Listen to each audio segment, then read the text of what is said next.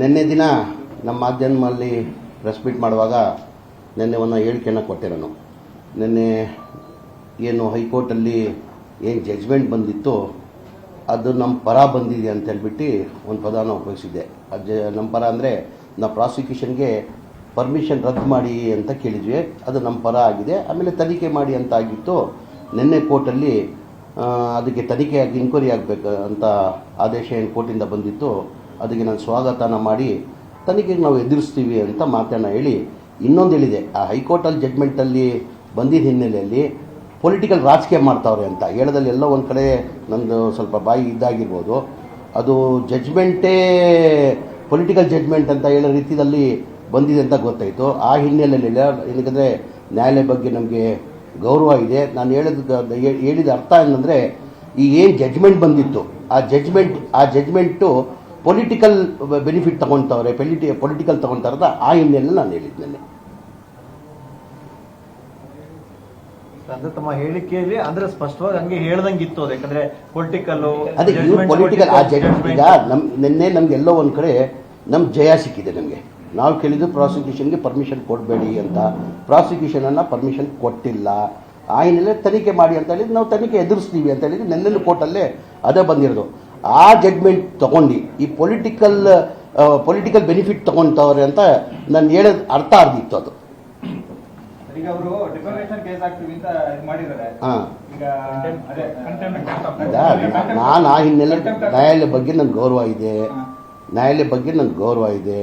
ನಾನು ಜಡ್ಜ್ಮೆಂಟ್ ಬಗ್ಗೆ ಮಾತಾಡಿಲ್ಲ. ಈ ಜಡ್ಜ್ಮೆಂಟ್ ಏನು ಬಂದಿದೆ ಅದಕ್ಕೆ ಪೊಲಿಟಿಕಲ್ ಲಾಭ ತೊಗೊಳ್ತವ್ರೆ. ಇನ್ನು ತನಿಖೆ ಆಗಬೇಕು. ತನಿಖೆಯಲ್ಲಿ ಯಾರು ಶಾಮೀಲಾಗಿದ್ದಾರೆ ಅಂತ ಗೊತ್ತಾಗ್ಬೇಕು ತಾನೆ. ಈಗ ತನಿಖೆ ಮಾಡಿ ಅಂತ ಆದೇಶ ಕೊಟ್ಟಿದ್ದಾರೆ. ಈಗ ನಾನು ಇನ್ನೊಂದು ಹೇಳಿದೆ, ಸಿದ್ದರಾಮಯ್ಯ ಆ ಕಾರಣಕ್ಕೆ ರಾಜೀನಾಮೆ ಕೊಡಲ್ಲ ಅಂತ ಹೇಳೋರು. ಇವತ್ತು ಮಾನ್ಯ ಮುಖ್ಯಮಂತ್ರಿಗಳು ನಾನು ರಾಜೀನಾಮೆ ಕೊಡಲ್ಲ ಅಂತಲೇ ಹೇಳಿದ್ದಾರೆ. ಮಾನ್ಯ ಮುಖ್ಯಮಂತ್ರಿಗಳು ಪೊಲಿಟಿಕಲ್ ಹೇಳೋದ ಅರ್ಥ ನಂದು ಏನಿತ್ತಂದರೆ ಈ ಜಡ್ಜ್ಮೆಂಟ್ನ ಪೊಲಿಟಿಕಲ್ ಮಾಡ್ತಾವ್ರೆ ಅಂತ ಬಾಯಿ ತಪ್ಪೆ ಅಂತಲೇ ತಿಳ್ಕೊಳ್ಳಿ ನೀವು. ಬಾಯಿ ತಪ್ಪೆ ಹೇಳಿದ್ರಿ ಅಂತ ತಿಳ್ಕೊಳ್ಳಿ. ಇದು ಪೊಲಿಟಿಕಲ್ ಇದು ಮಾಡ್ತಾವ್ರೆ ಅಂತ ಹೇಳಿದ್ದೆ ಹಿನ್ನೆಲೆ ನಾನು. ಸರ್, ಈಗ ಒಂದು ಸ್ಟೇಟ್ಮೆಂಟ್ ಹೊರಗೆ ಬಂದಿದೆ ತಾವತ್ಗೆ ವಿಷಾದ ವ್ಯಕ್ತಪಡಿಸ್ತೀರಾ ಅಥವಾ ಏನು ಅಂತ? ಇಲ್ಲ, ಖಂಡಿತ. ನಾನು ಹೇಳ್ದಲ್ಲ, ನ್ಯಾಯಾಲಯ ಬಗ್ಗೆ ನಮ್ಗೆ ಗೌರವ ಇದೆ. ಹಂಗೆ ನಡೆಯೋದು ನಾನು ಕ್ಷಮೆ ಕೇಳಕ್ಕೆ ಸಿದ್ಧಾಗಿದ್ದೀನಿ. ನಾನು ಹಂಗೆ ಹೇಳಕ್ಕೆ ಸಾಧ್ಯ ಇಲ್ಲ. ಅದು ಬಾಯಿ ತಪ್ಪು ಬಂದಿರ್ಬೋದು. ಅದು ನ್ಯಾಯಾಲಯ ಬಗ್ಗೆ ಯಾರೂ ಮಾತಾಡೋದು ಸರಿ ಇಲ್ಲ. ಅದು ಸರ್, ಈಗ ಕ್ಯಾಬಿನೆಟ್ ಅಲ್ಲಿ ವಿಚಾರ ಚರ್ಚೆ ಆಯಿತು. ನಿಮ್ಮನ್ನ ಕೆಲ ಸಚಿವರು ಏನೋ ಈ ರೀತಿ ಮಾತನಾಡಬಾರ್ದು ಅಂತ ಹೇಳಿದ್ರು. ಇಲ್ಲ, ಆ ಥರ ಇಲ್ಲಲ್ಲ. ಆ ಥರ ಕ್ಯಾಬಿನೆಟಲ್ಲಿ ಅದೆಲ್ಲ ಏನು ಚರ್ಚೆ ಸಹೋದ್ಯೋಗಿಗಳು ನಿಮ್ಗೆ ಇಲ್ಲಪ್ಪ. ನಾನು ಎಲ್ಲೋ ಒಂದು ಕೇಳಿ ಬಂತೆ, ಯಾವುದೋ 2-3 ಮಾಧ್ಯಮದಲ್ಲಿ ಬರ್ತಾ ಇದೆ ಅಂತ. ಇವತ್ತು ನಾವು ಕ್ಯಾಬಿನೆಟ್ ಮುಗಿಸ್ಕೊಂಡು ನೋಡುವಾಗ ಟಿವಿನೇ ಒಬ್ಬರು ಬಂದರು. ಆಮೇಲೆ ಮಿಕ್ಕಿದ ಮಾಧ್ಯಮದ ಸ್ನೇಹಿತರು ಬಂದರು. ಪಾಪ ಅವ್ರಿಗೆ ಟ್ರಾಫಿಕ್ ಜಾಮ್ ಆದ ಹಿನ್ನೆಲೆ ಪೊಲೀಸವರು ಗಾಡಿ ಮೂವ್ಮೆಂಟನ್ನು ಮಾಡಿಬಿಟ್ಟು ಆಗ ಮಾಧ್ಯಮದವ್ರು ಬೇಜಾರು ಮಾಡಬಾರ್ದು ಅಂತ ಹೇಳ್ಬಿಟ್ಟು ನಾನು ಲಕ್ಷ್ಮೀ ಅಣ್ಣನಿಗೆ ಮಾಧ್ಯಮ ಪ್ರೆಸ್ ಮೀಟ್ ಕರೀದೆ ಅಂತ ಹೇಳಿದರು. ತಮ್ಮ ಹೇಳಿಕೆಗೆ ಕ್ಷಮೆ ಇಲ್ಲ, ನಾನು ಹೇಳಿದ ಹಿನ್ನೆಲೆ ಇಲ್ಲ. ನಾನು ಹೇಳಿದ್ದು ಆ ಇಂಟೆನ್ಷನ್ ಇಲ್ಲ. ನನ್ನ ಇಂಟೆನ್ಷನ್ ಏನಿತ್ತು, ಏನು ಹೈಕೋರ್ಟ್ ಆದೇಶ ಬಂದಿದೆ ಅದು ಪೊಲಿಟಿಕಲ್ ಯೂಸ್ ಮಾಡ್ತವ್ರೆ, ಪೊಲಿಟಿಕಲ್ ಬೆನಿಫಿಟ್ ತಗೊಳ್ತವ್ರೆ ಅಂತ ಆ ಹಿನ್ನೆಲೆಯಲ್ಲಿ ಹೇಳಿದ್ದು ನಾನು. ಪೊಲಿಟಿಕಲಿ ಲಾಭ ಪಡಿತೇವೆ ಅಂತ ಹೇಳಕ್ ಹೊರಟಿದ್ರು ಕೂಡ, ಬಟ್ ನೀವು ಬಳಸಿರೋ ಲೈನ್ ಆ ರೀತಿ ಇದೆ. ಹಾಗೆ ಅದಕ್ಕೆ ಹೇಳ್ತಾರಲ್ಲ, ನಾನೇ ಒಪ್ಕೊಳ್ತಾ ಇಲ್ವ, ಅದಕ್ಕೆ ನಾನೇ ಒಪ್ಕೊಳ್ತಾ ಇದ್ದಿಲ್ಲ. ನಾನು ಅದಾದರೆ ಆಮೇಲೆ ನೋಡ್ಕೊಳ್ಳೋ. ಇನ್ನು ಆದರೆ ನೋಡ್ಕೊಳ್ಳೋ. ಈಗ ಆಗಲಿಲ್ಲ ಆದರೆ ನೋಡ್ಕೊಳ್ಳೋ. ಆಮೇಲೆ ಆಗಲಿಲ್ಲಲ್ಲ.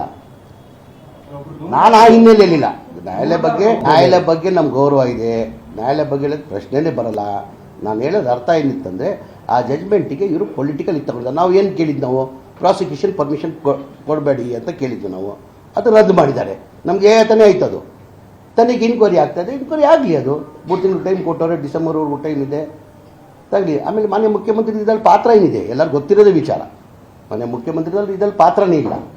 ಈಗ ಯಾರೋ ಲಿಂಗ ಅಂತ 1935ದಲ್ಲಿ ಅವ್ರು ಕೊಂಡ್ಕೊಂಡಿದ್ದ ಜಾಗ ಅದು. ಅದಾದಮೇಲೆ ಅವ್ರ ಮಗ ದೇವರಾಜ್ ಅವ್ರಿಗೆ 3 ಜನ ಮಕ್ಕಳು ಇರ್ತಾರೆ ಅವ್ರಿಗೆ. ಆ 3 ಜನ ಮಕ್ಕಳಲ್ಲಿ ದೇವರಾಜ್ಗೆ ಈ ಜಾಗ 3 ಎಕರೆ 16 ಗುಂಟೆ ಏನಿದೆ ಅವ್ರ ಪಾಲಿಗೆ ಬರ್ತಾರೆ. ಅವರೆಲ್ಲ ಡಿನೋಟಿಫಿಕೇಷನ್ ಮಾಡಿ ಕನ್ವರ್ಷನ್ ಮಾಡಿಬಿಟ್ಟು 2010 ಮಲ್ಲಿಕಾರ್ಜುನ ಸಿದ್ದರಾಮಯ್ಯ ಅವ್ರು ಬಾಂಬೆದಾಗ ಮಾಡ್ತಾನೆ. ಅದಾದಮೇಲೆ ಅವ್ರ ತಂಗಿಗೆ ಅಕ್ಕನಿಗೆ ಗಿಫ್ಟ್ ಕೊಡ್ತಾರೆ. ಸಿದ್ದರಾಮಯ್ಯ ಪಾತ್ರ ಇದು ಭಾಳ ಜನ ಏನಾಗಿದೆ, ಇದು ಸಿದ್ದರಾಮಯ್ಯದು ಬೇನಾಮಿ ಆಸ್ತಿ ಅಂತ ಎಲ್ಲೋ ಒಂದು ಕಡೆ ಚರ್ಚೆ ನಡೀತಾ ಇದೆ. ಈ ಸಿದ್ದರಾಮಯ್ಯ ಬೇನಾಮಿ ಆಸ್ತಿ ಹೆಂಗಾಗ್ತದೆ, 1935 DC ಆ್ಯಕ್ಷನ್ ಲ್ಯಾಂಡಲ್ಲಿ ₹1 ಲಿಂಗ ಅವ್ರು ಪರ್ಚೇಸ್ ಮಾಡಿರೋದು. ಅವಾಗ ಸಿದ್ದರಾಮಯ್ಯ ಹುಟ್ಟೇ ಇರಲಿಲ್ಲ. ಸಿದ್ದರಾಮಯ್ಯ ಸಾಹೇಬರು ಅವಾಗ ಹುಟ್ಟೇ ಇರಲಿಲ್ಲ. ಇಲ್ಲ ಹೇಳೋದು ಈ ಲ್ಯಾಂಡ್ ಪ್ರಕಾರ ನಾನು ಹೇಳೋದು, ಸಿದ್ದರಾಮಯ್ಯ ಅವಾಗ ಹುಟ್ಟೇ ಇರಲಿಲ್ಲ. ಸಿದ್ದರಾಮಯ್ಯ ಅವಾಗ ಹುಟ್ಟೇ ಇರಲಿಲ್ಲ. ಸರ್ ಇದೆಲ್ಲ ಬಂತು, ಹೈಕೋರ್ಟ್ ಜಡ್ಜ್ಮೆಂಟ್ ಕೊಟ್ಬಿಡ್ತು. ಈಗ ಆಯ್ತು, ಈಗ ತನಿಖೆ ಆಗ್ಬೇಕಂತ ಇದೆ, ತನಿಖೆ ಆಗಲಿ ಎದುರಿಸ್ತೀವಿ ನಾವು.